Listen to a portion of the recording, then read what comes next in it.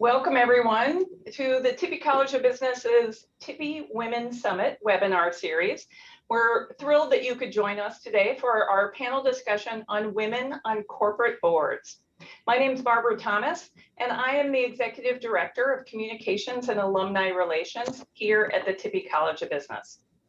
So before we begin, I do want to just give you some basic housekeeping items. For those of you that may not be familiar with the Tippie Women Summit, this is normally an in-person event. But as we all have had to do in the times of COVID, we have pivoted and instead are providing a series of different virtual events for our alumni. I do want to make sure that you're aware that we still have one more program coming up for the Tippie Women Summit. This will be on March 31st, and this will feature a speaker from the University of Iowa's Women's Archives, who will highlight the women who shaped the University of Iowa. In addition, the Tippie Alumni Office is providing a series of career webinars. On Tuesday, March 30th, we will have a program on negotiations specifically for your salaries. And in addition, we've added another one in April that will highlight Handshake, which is an online search tool that you as alumni can use as well. All of our alumni webinars are open to the public. You should feel free to invite your friends, anyone who might be interested in the topic. We encourage more engagement. In addition, all of our webinars are recorded and then shared on the college's YouTube channel. And these webinars are just one example of how the Tippie College is trying to remain engaged with you and provide you with opportunities for lifelong learning. So as you may have figured out, we are actually in a Zoom webinar, not in a Zoom meeting. So there are just a few little things that are different. Mostly, you will see that you do not have the ability to activate your video or your audio. In addition, there are actually two buttons at the bottom. One is for chat and one is for Q&A. If you have a question, we encourage you to click on the Q&A button, type in your question and hit send. And we will try to get to as many of those as we can at the end of our program. With the chat, you only have two options. You can either chat to all panelists or to all panelists and everyone. In addition, what you may have noticed is that we have enabled the live transcription feature for our hearing impaired friends. Now, perhaps you don't want to see this. So if you would like to mute that, you can actually look at the bottom of your screen at the controls, and you should see a More button with 3 dots. Click on that and you will have the option to hide subtitles. In addition, if you would like to make the size of those subtitles larger, you can go to subtitle settings and it will give you that option to do so. So we also recommend that you look at speaker view. Speaker view can be found in the top right corner. If you look at gallery view, you will see small images of all of our speakers. But if you'd like to really focus on who is speaking at that time, we suggest you go to speaker view. So with that, again, we're thrilled that you can join us. I am now going to turn it over to our new dean, Amy Christoph-Brown. Now, as you know, Amy has been with the Tippie College of Business for quite some time, but she became interim dean in March of 2020. Just a very calm, normal month for all of us, not. But Amy rose to the challenge and has done a spectacular job. And because of that, she was named officially dean in December of 2020. So please join me in welcoming our dean, Amy Christoph-Brown. Amy? Thanks so much, Barb. This is a real highlight of this month for me. The opportunity to bring this session to you today is something I've really been looking forward to. This panel that you are going to hear from today is absolutely stellar, and I am just thrilled to be able to bring to you today this topic of women on corporate boards and what kind of role this kind of involvement may be something that you want to bring into your life, into your career, into thinking about how you contribute to corporate America or nonprofit organizations. So I want to introduce the panel first, and what I'm going to do is start off by just giving a brief background of introduction of the work experience of each of our panelists. And then I'm going to invite them to share some of their board experience because it is of itself could be its own resume. So I'm going to start with Janice Ellig, who is our sort of lead of our session today, and was one of the idea generators for getting this started. Janice Ellig, as a head of the executive search firm, the Ellig Group, she has been dedicated to increasing the placement of women and diverse candidates on corporate boards and in the C-suite.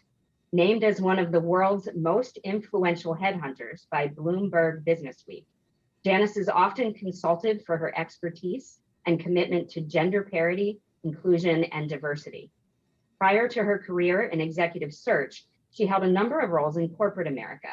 She is frequently quoted in the national media and is the author of 2 books, What Every Successful Woman Knows and Driving the Career Highway. And I've asked Barb if she can put those in the chat so that people can click right onto them and take a look at the books if they'd like to. Janice is the founder of the Women's Forum of New York's Corporate Board Initiative. She's the current chair of the University of Iowa's Center for Advancement Board of Directors. She was recognized with the University of Iowa's Distinguished Alumni Award in 2011 and the Association of Executive Search Consultants Eleanor Reynolds Award for volunteerism. Now I'd like to invite Janice to tell us a little bit about her board experience. Well, I thank you very much, Amy, and it's an honor to be here. And I have to say that being the chair of the University of Iowa Center for Advancement is such an honor. And I think one of the best things that one can do in life in terms of giving back to your university. But it does test you, particularly as I took over during COVID-19. But it is a wonderful board and totally dedicated to the university. And then I'm on several not-for-profit boards on the National YMCA board, and I did chair the YMCA board of New York City, the Actors Fund, and a couple of others that just giving back and being part of a not-for-profit. So thank you for the opportunity of being here and look forward to the discussion with my esteemed colleagues. Thank you so much, Janice. Now I'd like to introduce Tracy McKibben. Tracy is the founder and CEO of MAC Energy Advisors, an investment and consulting company that provides integrated energy solutions. She is an international energy and clean technology expert with more than 20 years experience in the energy sector. She has extensive transactional experience in mergers and acquisitions, business development, valuation and deal structuring, financial strategy, sustainability metrics, and public policy analysis. Her public sector work includes several senior level positions at the White House and the National Security Council. She has also worked at the U.S. Department of Commerce. Now I'd like to ask Tracy if she would fill us in on some of her additional board experience. Thank you, Amy. And as Janice said, I'm pleased to be here and joining my fellow panelists. My board experience is wide-ranging. I've served on nonprofit boards. I've served on for-profit boards. I'm currently on the board of 3 publicly listed companies. I'm also on the board of the New York Power Authority, which is an appointment by the governor of New York, as well as the National Kidney Foundation, which is the nonprofit board that I am currently serving on. But I've served on a wide range of both nonprofit as well as for-profit boards. And I think that's a theme that you'll hear very consistently today as well from all of these women and what they've been doing to help give back in many different ways. I'd like to now introduce Sue Taylor. Sue Taylor is the Chief Information Officer for the Bill and Melinda Gates Foundation. Her role with the foundation includes responsibility for developing, implementing, and maintaining all of the enterprise applications and platforms that support their core business processes across the foundation. Born as a first-generation Chinese Canadian in a small town in Manitoba, she has a passion for leveraging a broad perspective to address complex problems. Sue received her MBA from the University of Iowa and is a current member of the Tippie Advisory Board. She has also recently been named the 2021 recipient of the Alumni of the Year Award from the Tippie College. So I'd like to invite Sue to tell us a little about her additional board experience. Thank you so much, Amy. And again, I'm pleased to be here and hope to be able to share some insight of my learning of being on a variety of different boards. And as you said, Amy, similar to Tracy and Janice, and most likely Anne-Marie, I started with a number of nonprofit boards. I've been on a 4-year liberal college board, helping them seek their president, and actually had to work through determining how to close down the college, all the way to working on boards serving of personal interests of nonprofit activities, and recently joined a public company board. It's been 18 months now, so I'm thrilled to be able to at least share some of my learning along this journey with the panelists, and to the people that are in the audience today. Thank you, Sue. We're very much looking forward to hearing about it. And our final panelist today is Anne-Marie Thomas. Her extensive experience in capital markets includes leadership positions in both the public and private sectors, including serving as Chief Investment and Pension Officer for one of Canada's largest defined benefit pension plans. She has served as an investment consultant with a preeminent Canadian university, providing advice on pension and endowment portfolio management matters. She holds several designations, including Chartered Director, Audit Committee Certified, and Chartered Financial Analyst. A former Iowa field hockey player, she is also a former member of the Tippie Advisory Board. Anne-Marie, tell us a little bit about your board experience. Thank you, Amy, and it's really a pleasure to have the opportunity to join everyone here today. So I'm on a few different types of boards as well. I'm on 2 corporate boards. One's an insurance company and one is a credit union. I'm on an advisory board for an independent wealth management firm here in Canada. And I'm on a volunteer board with the Habitat for Humanity, again here in Toronto. So it offers a pretty wide range of opportunities and challenges. And I think that probably what I share with my panelists as it relates to board experience is you get to meet a lot of different people and you get to see lots of different opportunities and challenges. And so it's a great experience. Great, thank you so much, Anne-Marie. And what I'd like to do is get started with some questions. And what I've asked our panelists to do is we have one person sort of designated as the primary answerer for us, but then I'm inviting all of the panelists to add into what our primary responder has told us in response to the question. So we're going to get started with a question for Tracy. And for many of us on the panel or in the audience today, we don't know a lot about all the different types of boards that exist to assist different organizations. Would you please describe for us some of the different types of boards that exist and what kinds of different experiences we might expect from participating with them?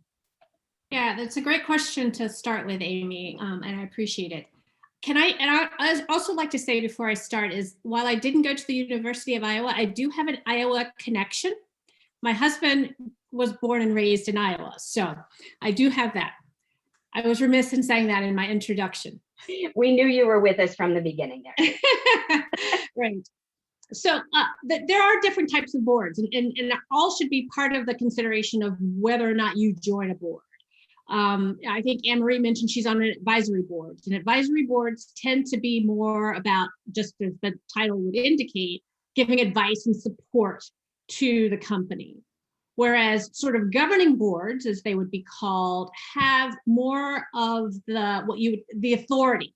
They have their legal significance to a governing board. They represent the shareholders. They have legal responsibilities to those shareholders, and they have a fiduciary duty to the shareholders. So those are the two key differences between advisory boards, which again are advice and support, and then governing boards that have legal obligations that come with their role as a director.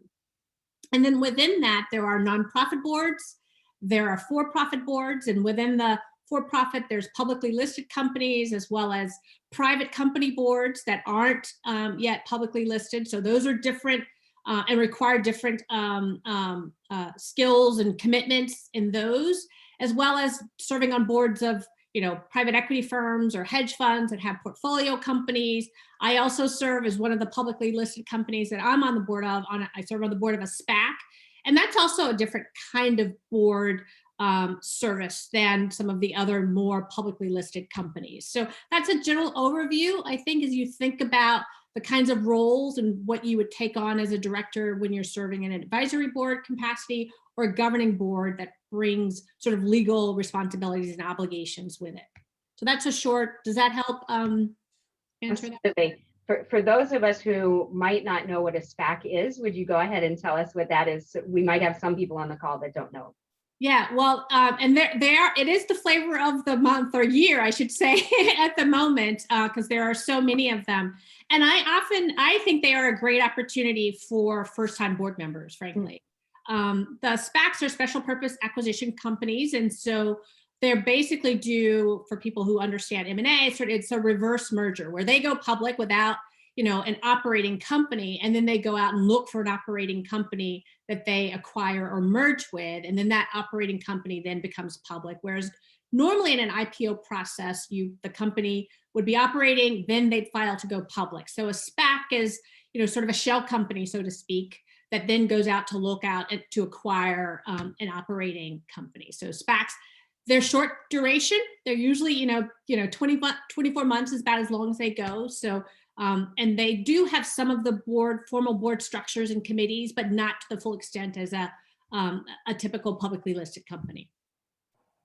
And so that's why you think it might be a good opportunity for a first-time board member, shorter time commitment, and sort of less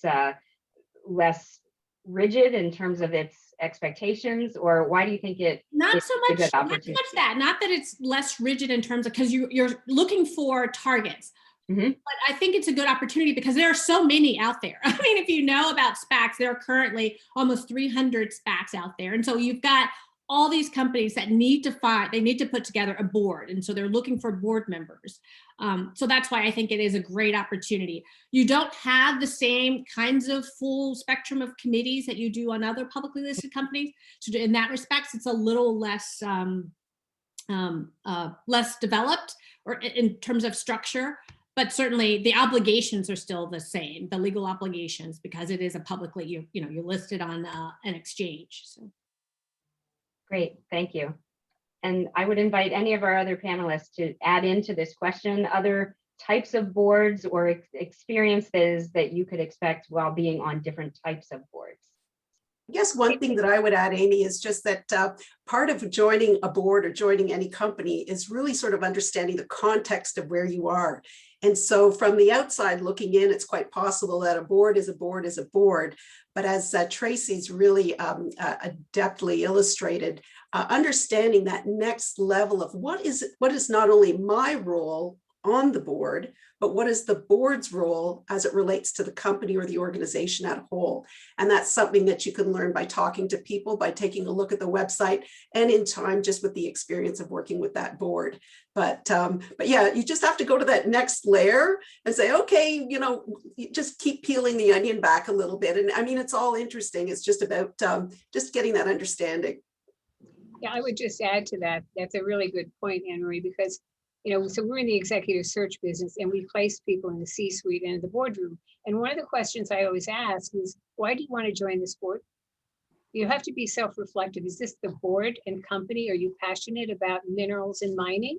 Or would you prefer to be in the retail sector? And whether it's a SPAC or an advisory board, you really do have to evaluate that board for your desire and purpose. And because you're going to spend a lot of time with these people. And with the, interacting, you have to like the company, you have to like the board, you have to like its purpose, and you have to make sure that it's financially secure, or if it's a turnaround, you know what you're getting into. So there are a lot of questions that you need to really evaluate before joining any board. That's great. And Janice, you've done so much work with boards as you help them seek talent. What do you see boards looking for today in their new members?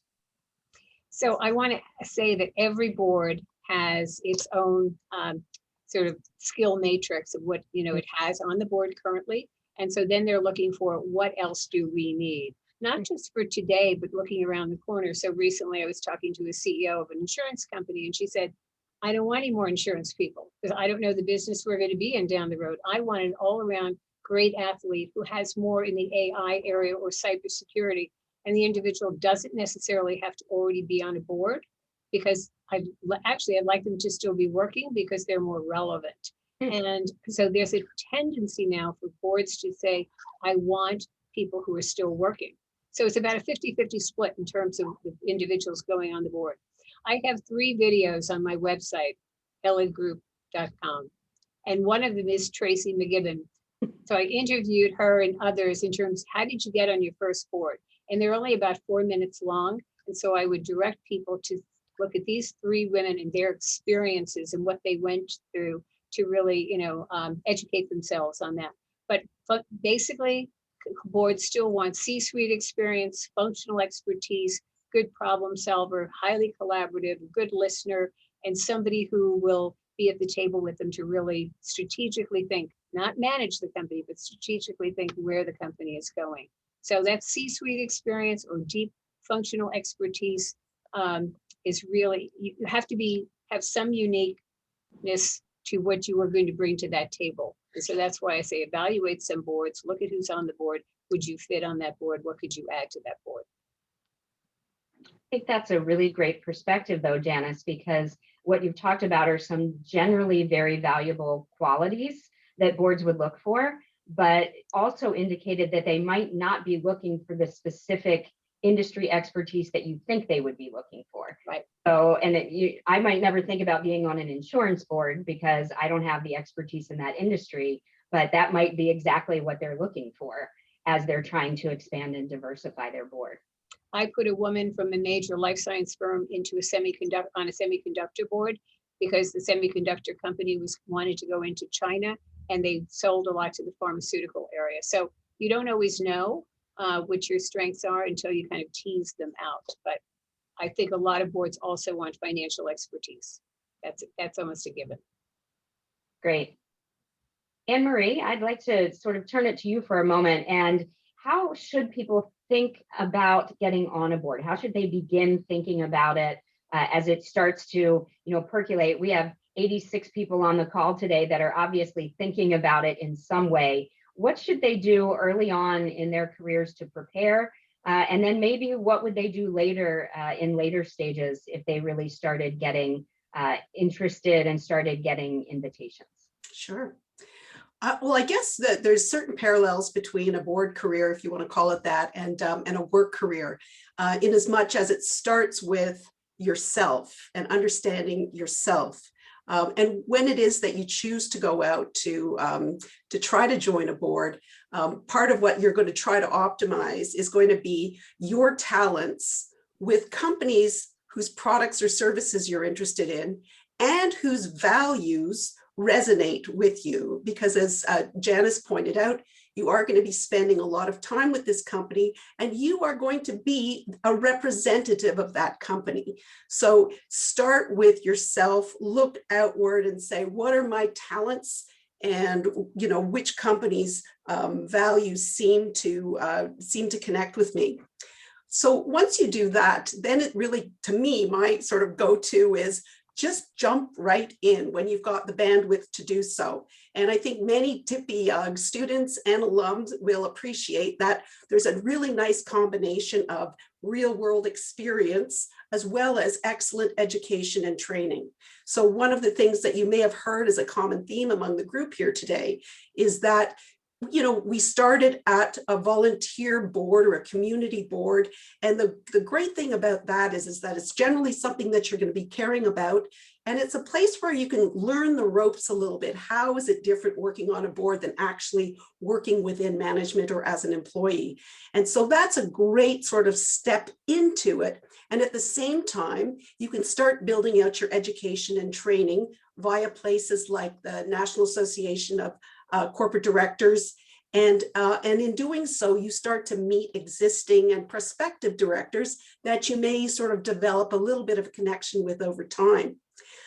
So I guess the other thing would be, other than taking a look at NACD for some current context as to what boards are looking for, looking at Janice's and sites like hers, just to sort of get, what's the personal part of this? What does it feel like to be on a board? You get to meet very briefly people like Tracy, and you can sort of make a connection with people who are doing it before you. And so you can sort of put yourself in their shoes.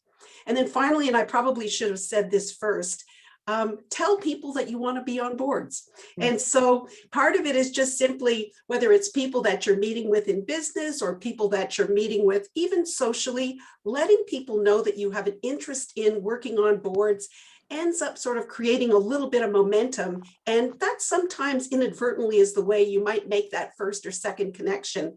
And because the more you talk about it with people, the more likely someone will say, hey, I've got an idea. This is going to work for you. And that's in fact how I got on the first couple of board opportunities that I found. It was just sort of happenstance. Now you have to earn it from there, and you're going to interview and have to meet with the board qualifications and that type of thing. But sometimes just getting an insight as to who's looking, match it up with your own talents and values, you're on your way to the races.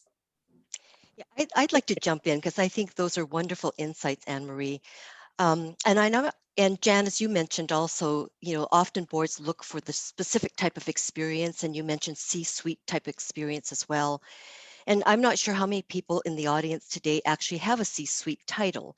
And so when you start thinking about your career, as Anne Marie talks about it, and you think sometimes down the road, you would want to pursue a board career as well as part of your journey in your life, look for opportunities in the work that you're in today. If you're not a C-suite today, but you're in an organization that is offering an opportunity to get involved in a merger and acquisition, think to yourself, that might be something you want to get involved with and get some experience.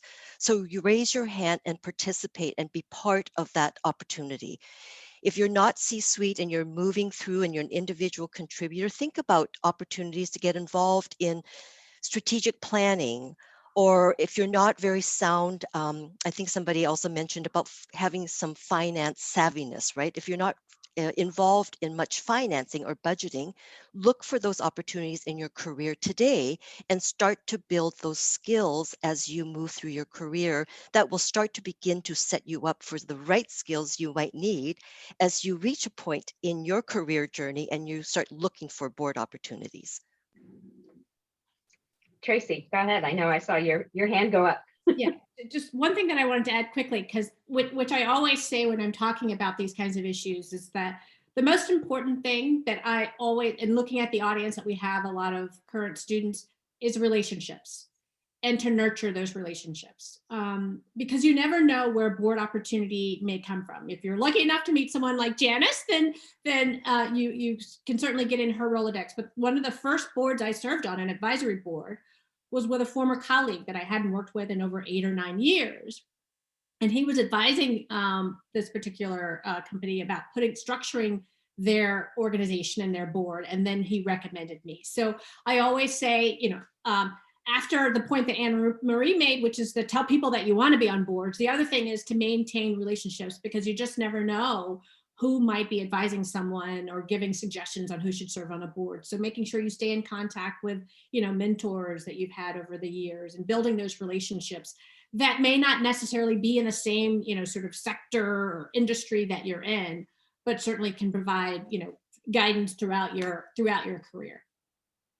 Great, thank you. And Janice, it looks like you wanted to jump in, but your mic's off. So let me invite you back in. You may not get through all the questions here, but I just want to add one thing to think about, following on what everybody said, particularly Tracy here, is that I always say it's not who you know, it's who knows you.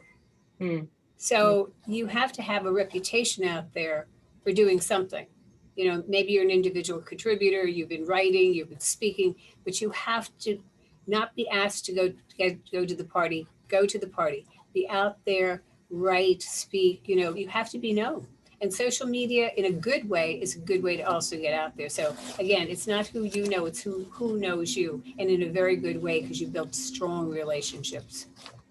That's great. And we just had a comment in the chat from one of our attendees today who said that she had her first board invitation from someone who was an EMBA colleague at the University of Iowa. So it's not just people that you're meeting in companies. It can be people that you are still in classes with, or doing executive ed, or having any kind of interaction with, because they've had exposure to your skill set and they see how you interact with people. So building that reputation early makes a tremendous amount of sense.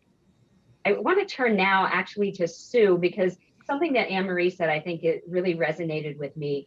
I do research on the topic of person-organization fit, and the idea being that when your value set is compatible with a company's value set, that can be a really powerful combination.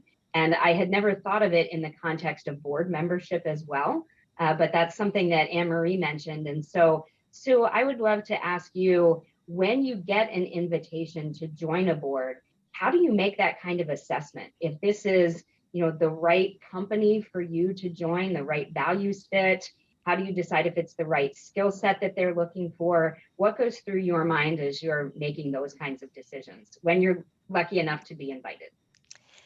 Thanks, Amy. In fact, I just recently went through an experience where I was invited to participate in an interview process for a second board.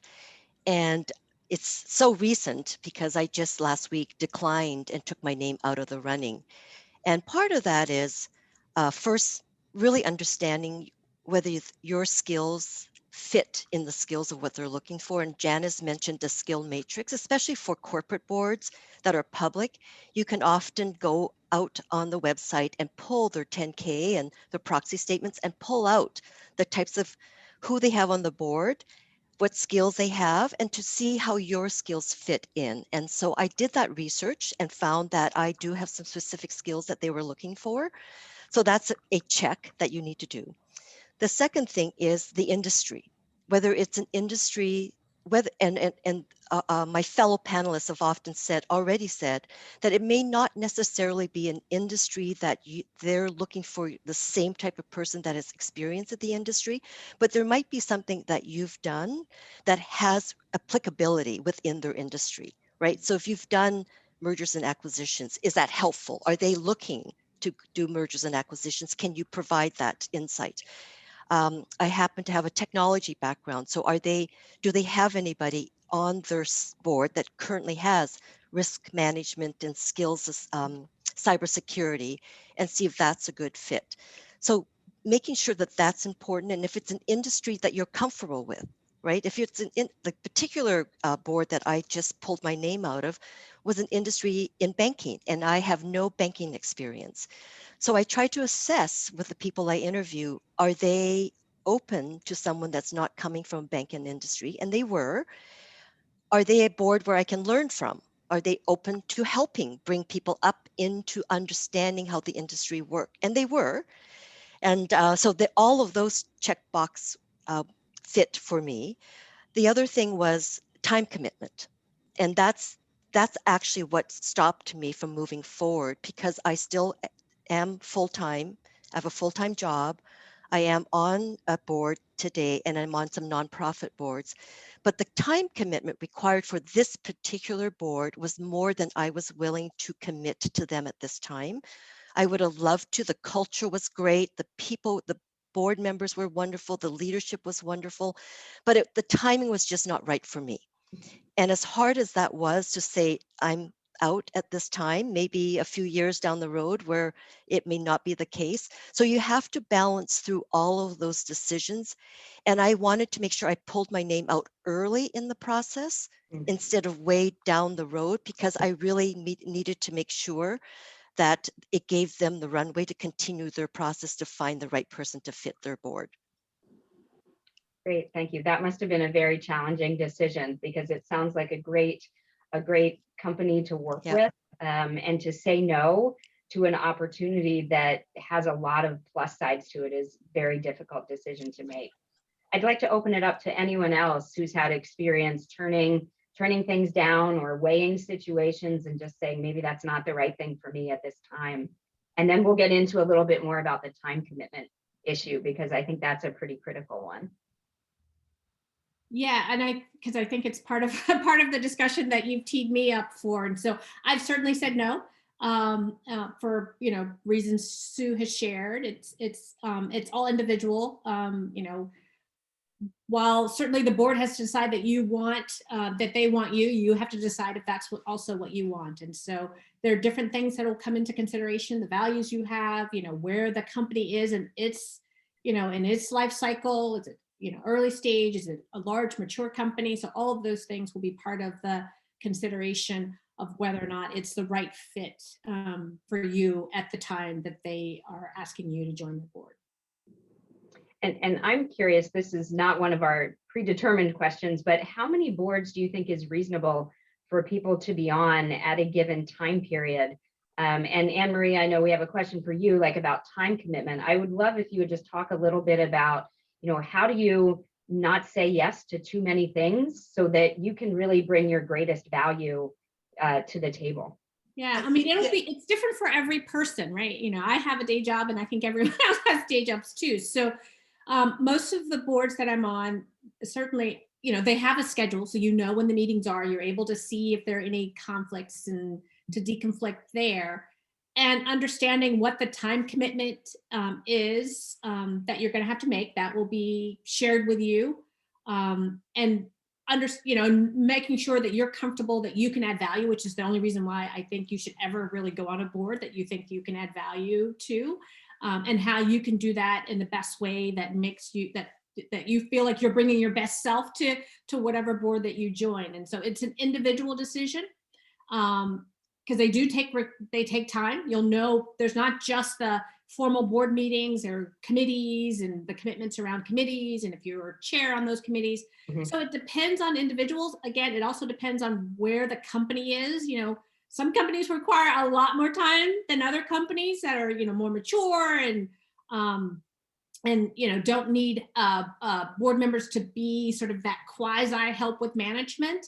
And so it just depends on, where the company is and where you are in terms of what you think, but you have to be very realistic about how much time you actually have, because what you don't want is to go on a board where you can't really contribute. That doesn't serve the board well, and also probably is a waste of your time. So that's why you have to be very thoughtful about the board you go on. If you're working, you feel like you can only go on one board. Mm-hmm. Really, your CEO or whoever, unless you're the CEO, and even then you have to do that. And then if you're not working, there's ISS and Glass Lewis, who say, hey, 3 boards, 4 boards. So 4 is like the max. But, when you start putting calendars together, 3 boards, they're going to probably overlap. And you only get this year and next year. And so you don't know. And, if you go onto a board and they come off in like 3 years or 4 years, that's sort of a black mark against you because you've left them to go to another one. So your reputation follows you. Your reputation is the most important thing here. And so when you make a commitment, you have to make it fully knowledgeable about what you're signing up for. Yeah. But 3, yes, 4, you're borderline. And do you mean by that, Janice? I just want to clarify corporate boards, yeah. But you would see nonprofit boards separate or a friend of mine who was on the Penn State board during all of that, investigation, and she was on a corporate board. The Penn State board took a lot of time. So even your large not-for-profits can take so much time. And then if you have a job and then you have another board, so you have to count in the time factor for your not-for-profits. University of Iowa Center for Advancement takes time. And I'm running a company and then I'm on other boards as well. So you have to balance that and you have to say, what can I really do and do a good job at it? Because your reputation, again, is going to follow you no matter where you go. And so that will not fare well for you going on to the next board if you do a bad job at another board. And Great. If I could just add, because I don't know if the other panelists will agree, from my own personal experience, my nonprofit boards probably take more time than for-profit boards. It's also, I've chosen places that, that I'm passionate about and that I care about, but they certainly do take a lot of time. Yeah, I would echo that, Tracy. In fact, I stepped away. You used you made the comment about sometimes they need a lot of management as well. So it's not even just an advisory. And I was on a nonprofit board that had issues with the chairman of the board, had issues with the leadership team. They had a dysfunctional board setting itself. So every meeting was just a lot of work. Mm-hmm. And it's a full-time job, right? Because they needed people that can help them put some structure and better policy and better board governance in place. And I couldn't commit to help do that for them. And so absolutely, you need to really make sure you understand what you're walking into.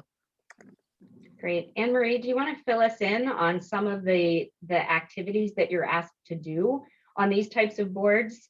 Sue's kind of alluded to the fact that, and Janice did as well, that you may be called in to do a lot more than what you bargained for when you signed up. So tell us a little bit about what some of the things are that people do on these boards. And then maybe a time when you've gotten in for more than you thought you were in for. So I think that probably what people have picked up from just this preliminary discussion is every company and every organization is different.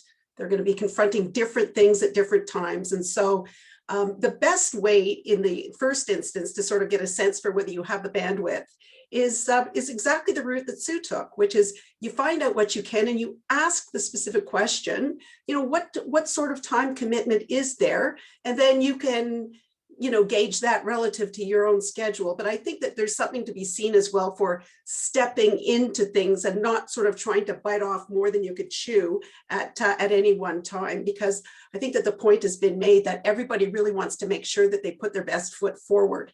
So as a sort of a basic starting proposition, whether it's a company or other type of organization, generally you're going to have probably at least 6 board meetings a year. Tracy alluded to the fact that there's committee meetings that would happen in conjunction with that. So depending upon the number of committees you're on, that's going to be preparation for that many more meetings. And it's not unusual for board members to receive hundreds of pages for every meeting that they attend. And part of the art of this is to sort of really try to understand what are the key decisions that are coming up in the meetings, whether they are committee or board meetings. So in going through the materials, not only do you just read it to having read it, but you may actually have to do some background work about, what's the industry context for the decision that the board is being asked to make, because that's what boards do. Boards make decisions. Committees make recommendations and decisions. So you might have to do some background work to learn about the industry. And once you've done that work, once you've done all the reading, then really the burden and the onus is on you to reflect on what really is the core strategic issue at hand here, and how can I contribute with my talents and experience to assisting the board as a group to make the best possible decision at the time. And so the time really comes down to, like, at some point, it's just nuts and bolts. There's a certain number of meetings. There's materials with each one of those meetings. And then, as the other panelists highlighted, every once in a while there's curveballs, and then you got to go deep in terms of time. And as far as personal experiences, Amy, what I have found with respect to my board work is I think I've got it pretty well calibrated. But sometimes, because quarter ends are quarter ends for everybody. Nobody has a quarter end at February 15th or something like that. And so every once in a while you might run into scheduling issues, or you might run into a crunch where you've got a whole bunch of pages to read for different firms at one time. And you can get a very good sense for, am I over my skis here, a little bit too overcommitted, or can I just sort of reorganize my priorities to make sure that I'm making the contribution that's expected of me.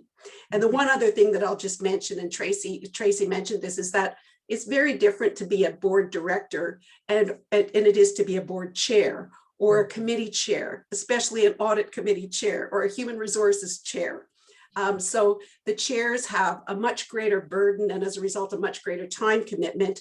And so it's really just about, not only are they different types of boards, but there's different types of roles on boards, and just sort of unpacking, how does this fit within my general, work-life balance, and in this case, work balance, and so it's, you can figure it out, but it just sort of takes, reflection. Great. Thank you. Others, I'd like to invite you to comment on that as well. Things that you've been asked to do and responsibilities for boards, and whether you've received any curveballs that ended up taking a lot more time or pushed you in a direction that maybe you didn't expect to go in. So short answer is yes. Every situation is different. There's the formal meetings, and then I think there are always curveballs. Sometimes there are special committees that have to be created around a certain issue, and then if you're asked to serve on that, so and you can't plan for those because you just never know, whatever crisis might come before the board at hand. But again, you can't really plan for those. There's no way to really schedule around that. It's just requires very good time management, and so you want to make sure that you're good at that. Mm-hmm. I would add that we really didn't predict the financial crisis in 2008. We really didn't predict the pandemic of 2020.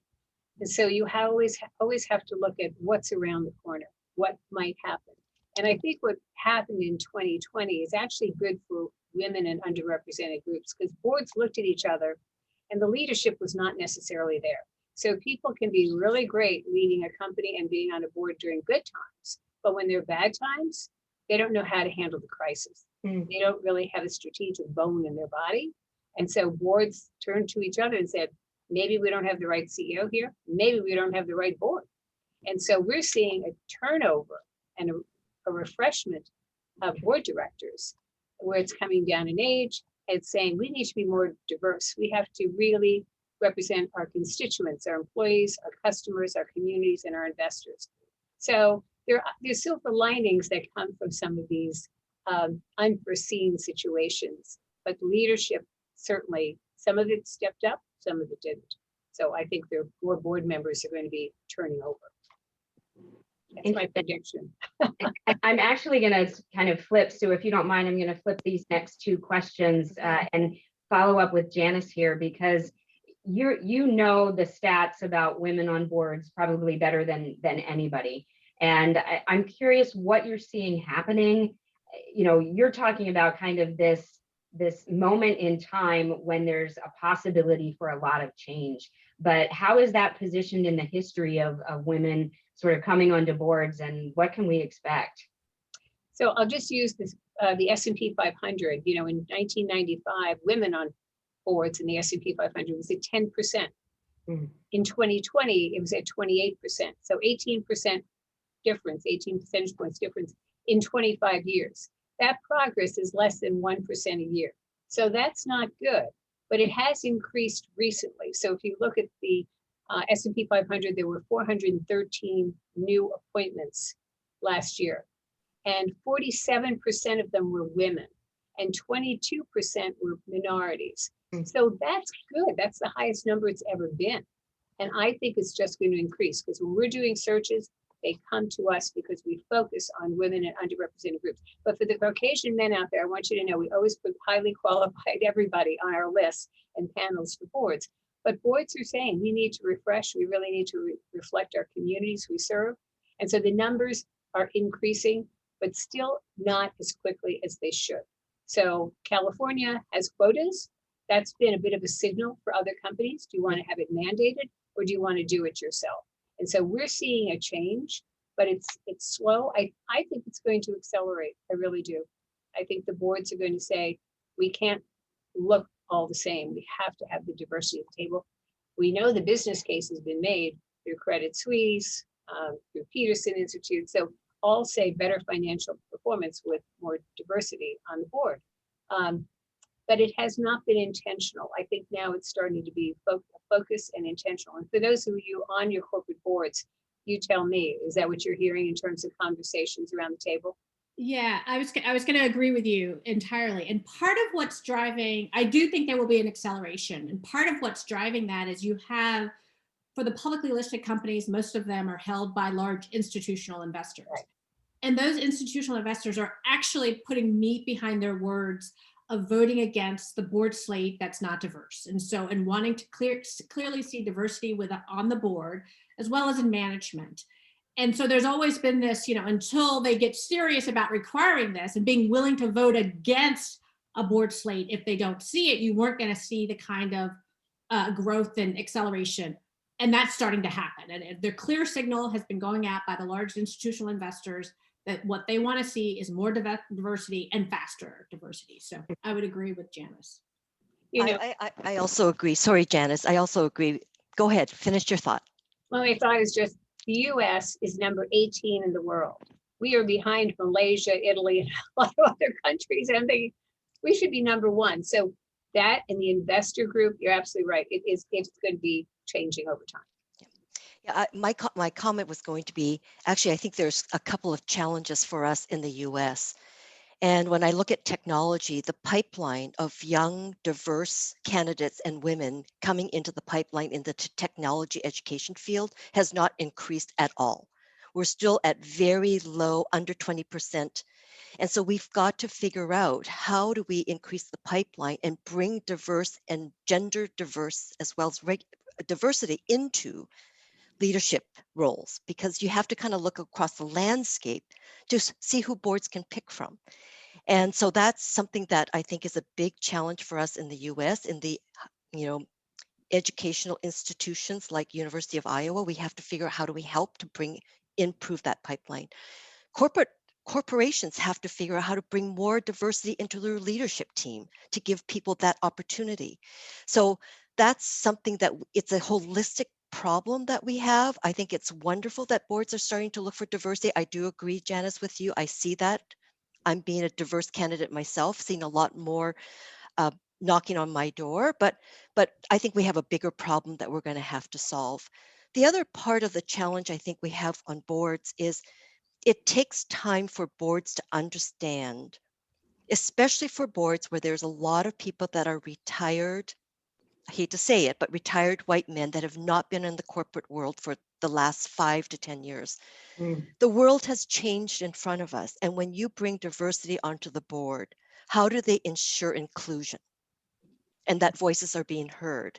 And I experience that as a challenge, and it's something that we have to make sure that we are all learning to do that well and help uplift the boards together when we join a board. So we are all learning to live in a world that is much more diverse and has to be inclusive. So it's learning. It's great to see the stats are growing. It's great that people are looking for the demand, but we have a long ways to go still in a lot of variety, a lot of aspects. One of the things that women can do who are on boards is to try to become, for example, chair of the governance and nominating committee. I mean, anyone can do this, but it's just quite likely, or even, maybe more possible, that as chair of the governance and nominating committee, we might be able to move the bar, or move the needle, move the bar, I don't know, but advance the ball. How about that from an athlete? Advance the ball on this issue. And as it relates to, for example, a director's matrix, skills matrix, by adding, a diversity aspect to it, it doesn't end up being a passive conversation if you have somebody in that chair who's engaged by the issue. And so that, as far as what can we do as women on boards, get on that governance committee and start advancing the ball. And that's something that we can do as well. So.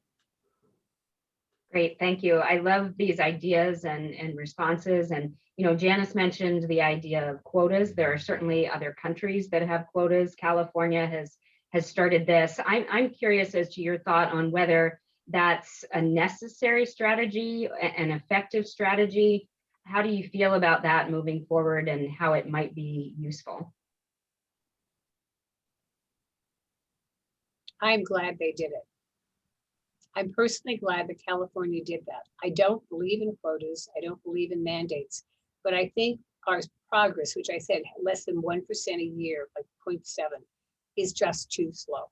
And companies have not been intentional, they've not been focused, and it has to change. So that, turned up the dial for a lot of companies, and they're saying, well, we don't want our state, like Illinois, I think they're considering it, several others are as well.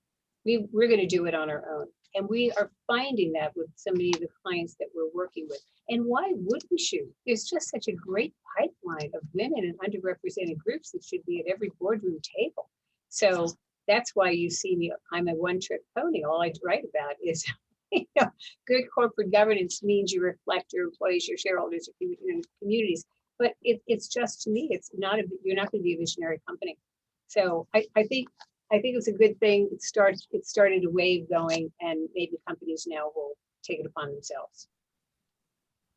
And I would just say I agree with that, of course, because again, I think it's been clear, not just on boards, but throughout management, that the benefit of diversity of experiences, diversity of thoughts, how do you representing your employees, representing your customers, representing your clients, representing your community, representing the country is very important and valuable for any organization. And so the progress has been extremely slow. Obviously, from my perspective, there's intersectionality. I'm both a woman as well as a minority. And so I feel like both of those has required a push. It's unfortunate, but it is what it is. And so I do think that California got it started.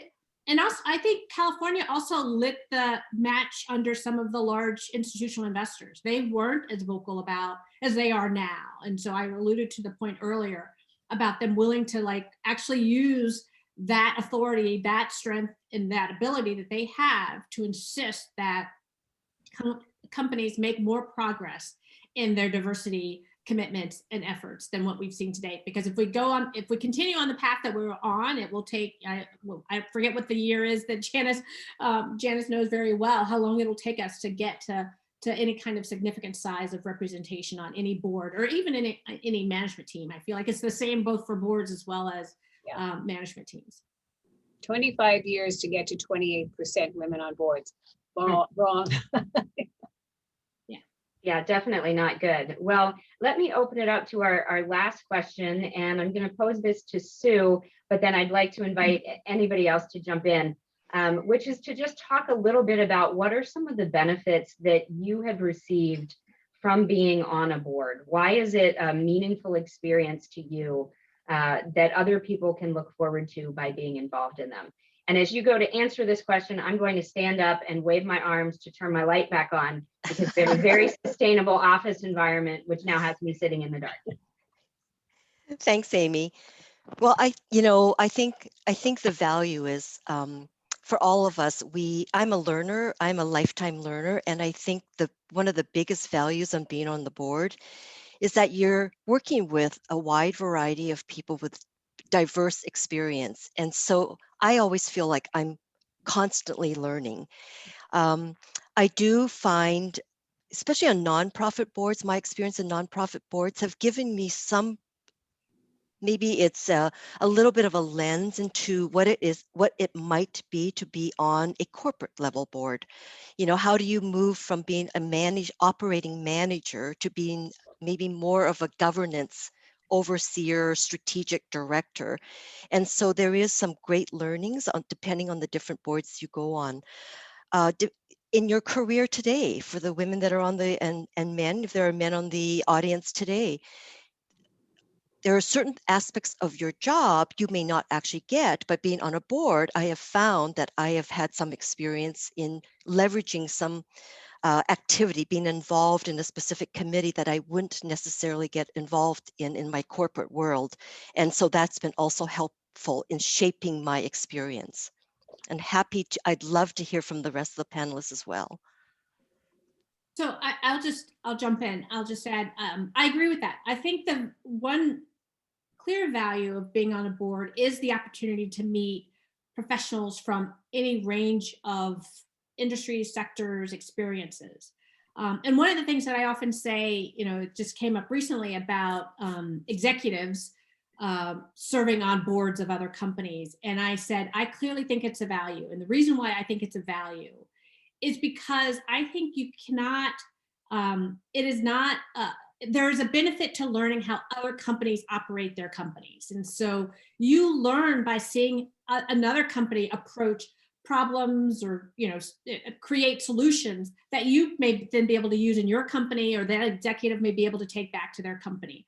I'm very fortunate that I serve on the board with some wonderful, wonderful directors. And so there's that benefit. But I do think that there's the opportunity to learn a different approach to an issue that you might have to confront in your business, whatever it is. And so the ability to transfer that learning to your company or to another company is very helpful. And so that's one of the benefits of serving on a board, and also why I think that I encourage executives, again, within their ability to manage, because they've got their day job, the benefit of allowing executives to serve on at least one other board, because you do get that opportunity to see how other companies address issues or problems or concerns and come up with new solutions.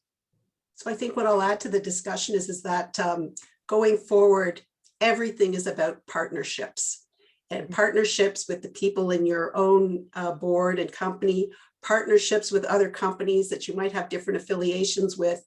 And the thing about casting our glance forward is it is an incredible stretch being on boards, because you don't know what the next issue is going to be. You don't know what your industry is going to look like 5 years from now. And so you really bring all of your talents to the table in trying to move the ball, as I say, and trying to make the best decisions possible for the board. But partnerships and a big stretch, to me, those are, you know, among the features of working on boards. I think board directors, particularly today, really have to have courage. I think you have to be able to stand up and say, that's not right. And you know, more women have been the whistleblowers than men. So I think, you know, as an investor in companies, I want to make sure it's the best board ever. And I want to see a diverse board. And if not, I'm not going to invest in them. So I think it's really good. Great directors have tremendous character, and they are really courageous, and they stand up for what's right to do. And so, and again, if you don't do that, your reputation follows you. I just keep going back to your reputation is so important, because I do references when I'm putting people on boards or in the C-suite.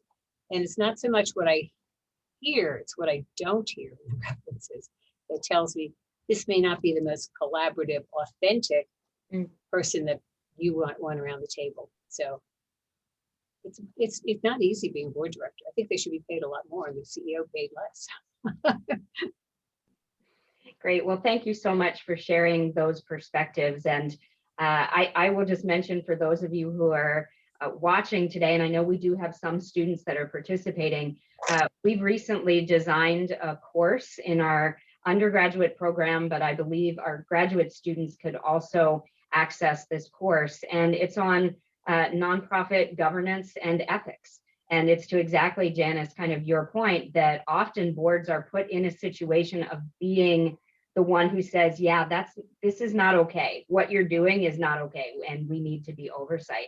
So this is a great class to be able to have our students have access to. And I know that the person teaching the class would love to interview some of the people on this panel to get some short insights into some of your experiences within those kinds of situations. So I want to also turn now to our questions. We've had a couple come in, some in the sort of the live chat, but also some that have been sent in. So one, I think, Tracy, you've answered this in the chat. Is there an expectation for a significant financial contribution to an organization that you're on the board for? And so I'd love to turn that over. I think that's in the back of some people's minds, and it feels like that might not be an okay question to ask when people are looking at you for a board. So what guidance could you give us on that? So I'll start. So with nonprofits, that's often the case, but you will know that up front. I mean, they will make clear that if there's a financial commitment, you should know what that is. It won't be a surprise. So that should be part of your consideration of whether or not you want to join that board. For public company boards, there isn't necessarily a requirement that a financial contribution, but a number of boards will require, as part of the compensation, you're often given stock. And so you're then required to hold on to that stock for, a certain period of time. They also, they want to make sure that, sort of the view that the boards believe in the company and therefore are willing to hold the stock just as all the other shareholders are. I personally also like to invest in the companies that I serve on the board of, and because I feel like that sends a signal of confidence, not necessarily a requirement by the board, but I do think it sends an important signal. But I think the most requirement that I most often see is the requirement of holding stock for a certain period of time for publicly listed companies. Great, thank you. We have another question as to whether anyone has served on a performing arts nonprofit board, and if so, what is the best way that someone can contribute to helping that organization, in addition to maybe the obvious artistic or, as we've talked about, the financial contribution that you might make? So I can answer that. I was on the Actors Fund board, and I had placed a woman to be the executive grant maker at a company that was giving like $12 million a year, and it was in just performing arts. So they gave a certain amount of money to the Actors Fund for their dance program. So I made the connection there. So when you're on boards, making connections, it's really, whether it be a corporate board, even, just because that'll help the company and wherever they're going with an M&A deal or whatever, you make connections, that's very valuable to a corporate board, and even more so to a not-for-profit when you can connect them and it will help them financially and or help them in other ways. Alliances and partnerships, as you mentioned, Anne Marie, are so important. We don't do anything alone in this world, right? Wherever we are, we're standing on the shoulders of other people. So we want to put people together. And I think that's really important. And the only thing I would add is I don't currently serve on a performing arts board, but I've been approached by one, and they have needs similar to for-profit and publicly listed companies. I mean, they've got to operate, and so they need help on how to operate. They have legal issues. They need advice on, governance issues. And so they've got very similar committee structures as publicly listed companies. So similar to what you would help any other publicly listed company with, performing art companies need that as well. So I don't think that sort of, as you look at it, I don't think the needs will be that much different. It's just the forum in which they deliver their product or service is different, but the requirements from a board perspective is very similar to other nonprofits.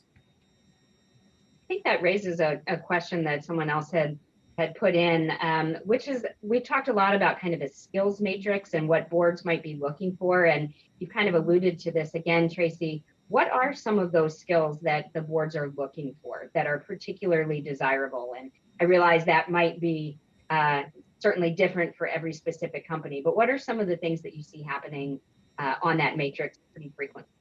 Yeah, and Janice can answer this because it is different for every board, but every board goes through, at least my experience, a look at our existing board and what are their skills and experiences and what we think we're going to need. And so if there are gaps, that's where we go out and try to find other people. So it just depends on what the company is. Are they international? Are they trying to be more digital or tech folk? Everyone needs technology, frankly, at this point. So, but again, are they, domestic? Are they international?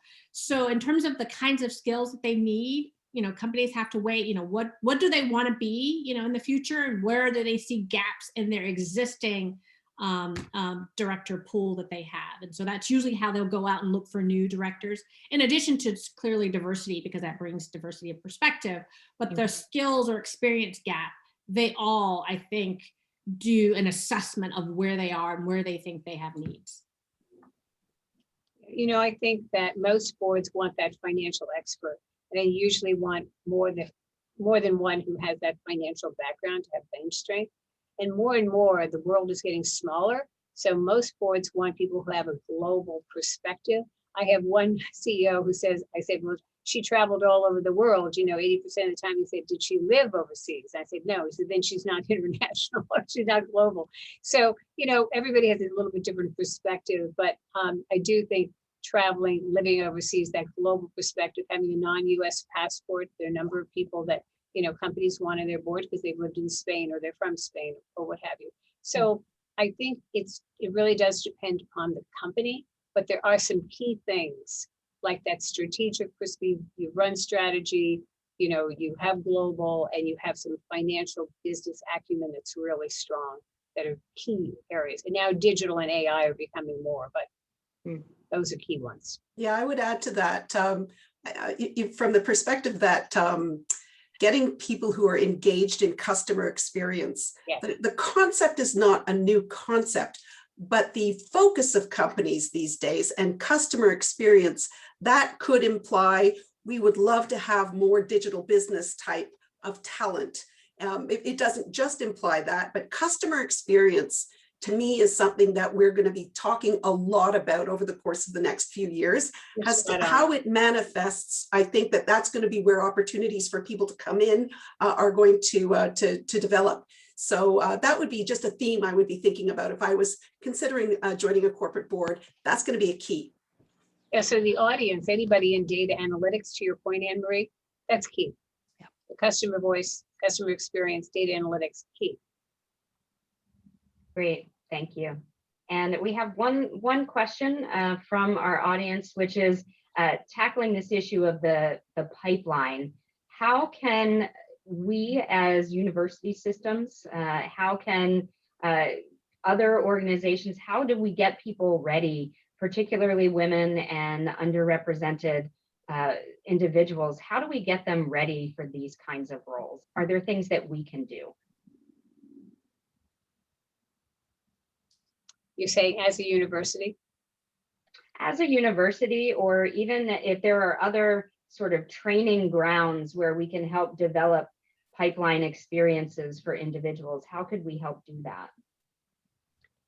Well, I just want to mention Mary Sue Coleman was on the J&J board, and she was a, president of the University of Iowa. So when you're at that level, again, you will be tapped. But getting prepared for is a matter of, as I said, getting your name out there and being known in your particular field. Where are you an expert? Where do you stand out? How are you unique? What do people say about you? And are you out there again speaking and writing? And so you become an expert that people want to seek out. And then you can join organizations such as the National Association of Corporate Directors, the NACD, for lunches, breakfast, dinners, and you meet people that way. And you don't have to be on a corporate board to be a member. You have to be on a not-for-profit board to be a member of that. Right. And they have training. And then, of course, there are universities, Yale, Kellogg, Harvard, who have training courses for would-be board-ready people. So it depends on where you are in your career. And I think there's articles about that out there as well. Great. And I do want to mention, we're going to send to everybody who has attended today a PDF from Janice's firm to talk about some of the things that you can do to prepare to be on a corporate board. She's got tremendous resources on her website, but we'll make sure that we send this out to all the attendees directly so that you have it. I think that can be very powerful as well. Is there? I think, Amy, some of the things that you're already thinking about and doing, in the way you're shaping your EMBA program, the way you're bringing in a lot more panelists and actually business leaders in the community to come speak to your classes, allows to give people a lot more real experience as they're learning. And I think that's very helpful. Theory is wonderful. Applying learning experiences and giving people that opportunity to network will continue to help people sort of broaden it beyond the academics, right? Yeah, I think that's a great point. And thank you for you. Sue has been involved in a lot of our discussions around our executive MBA, and we're doing some revamping there to try and really boost the amount of interaction that our students have with other executives from regional companies. Because part of it is, it's not just the knowledge learning, it's also the relationship building. So we want to do that. And we've also talked about creating some opportunities for nonprofit board leaders and nonprofit company leaders to be able to participate in the executive MBA program, because we think there's tremendous value in having nonprofit leaders and for-profit leaders in the same room talking about issues that affect them both. We think there's a tremendous amount to learn there. So there are some good changes going on there, and we'll be happy to tell you more about those. As we close, we have 15 minutes left. I want to make sure that we have the opportunity to just let each of our panelists give us some sort of departing words of advice for women and other members of our audience. What would you recommend that they do thinking about board positions? Whether this is a pep talk, whether this is a, tread lightly, what would your advice be to our attendees today? Let's start with Anne-Marie. So I guess a nice place to start to me would be with relationships and connections, establishing mentor relationships with women who are on boards or in executive positions. And so I think that where you get comfort from that is that sometimes it's hard to be there, to be the only woman at the table. And my background is bond trading. And so I felt like I wasn't among many women and there were some, but there are environments where there's not a lot of women. And one of the things in a boardroom, which is really an interesting thing to feel is that you feel very alone when there's one of you. But when there are like a critical mass of you, you feel a lot better. And so I would just encourage people to connect with other women on boards, develop those relationships that Tracy was talking about with your contemporaries, because that really is going to go a long way to have sounding boards. As you can sort of say to people, hey, I'm going through this right now. Am I missing something? What do you think? Help me through this. And having those connections and those sort of supports is a helpful thing over the course of the years. But my first thing is jump right in, go for it. Great, thank you. How about Sue? We'll go to you next. Yeah, depending on where you're at in your sort of education or career, I think what you have heard, I love, Janice, how you pulled out sort of the comment of courage.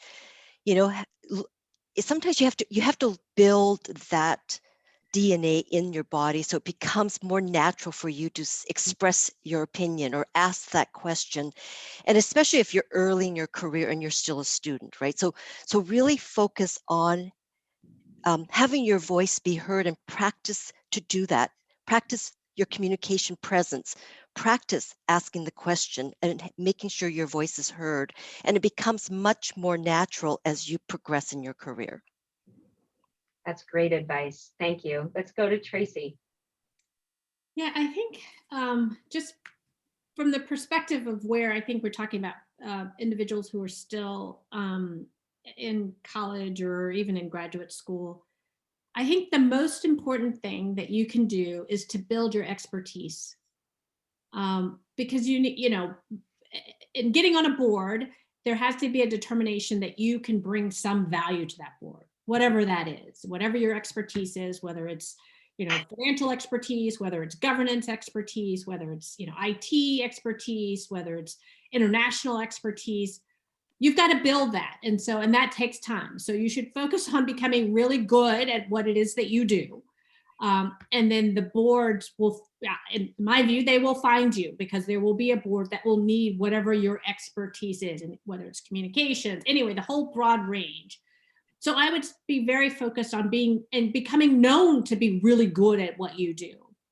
And I call it sort of branding. And so, the communications that you put out on social media, whether it's LinkedIn or I know I won't get all the mediums that are used by the younger generation, but anyway, making sure that establishing what your brand is and making sure that it's known what your expertise is probably where I would be focused at this state, at the stage that we're talking about. Because then you get established. And then so when boards are looking for people with that expertise or that background, they will then come looking for you. Great.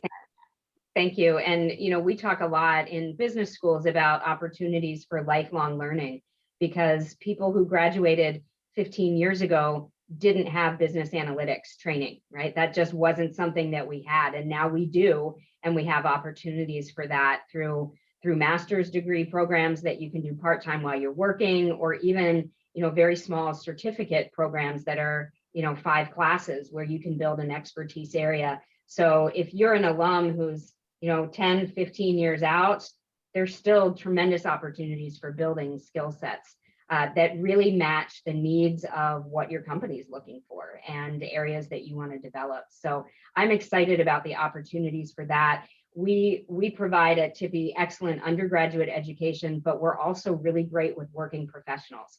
And so I think there's tremendous opportunity there for continuing to develop people. Janice, I want to conclude with you. How does somebody go about partnering with an organization like yours, and what kinds of things can your organization help provide to people who might be a little further along in their career and ready to make the jump onto one of these large boards? So I agree with what everybody said. And I do think you have to develop that expertise. What we do provide is for women and men, we do a monthly call. So my board practice leader, Nicole Sanford, who was a partner at Deloitte for 27 years, that was her whole career.